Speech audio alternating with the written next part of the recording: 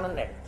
తల్లి కాని తండ్రి కాని పెదనాయన కాని పినతండ్రి కాని తాతగారు కాని ముత్తాతగారు కాని పడిపోయిన తిథి తెలియకపోతే అలా తెలియనప్పుడు మహళయ పక్షం అమావాస్య నాడు పెట్టేసిందంట. అందుకే దానికి మహళయ అమావాస్య అని పేరు. అసలు అమావాస్య నాడు మధ్యాహ్నం 12 గంటలకే పితృదేవతలు వచ్చి గుమ్మం ముందు నిలబడతారు నీళ్ల కోసం.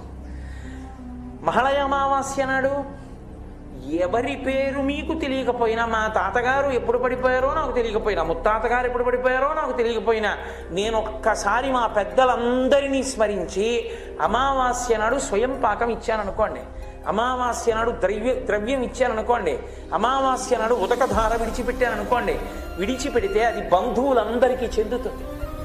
కాబట్టి ఉన్నవాళ్ళు వెళ్ళిపోయిన వాళ్ళకి ఉపకారం చెయ్యగలిగిన ఏకైక రోజు మహాలయ అమావాస్య. పితృపక్షంలో ఈ రోజు చెయ్యాలి. మీరు అందుకే ద్రవిడ దేశంలో చూడండి, ఈ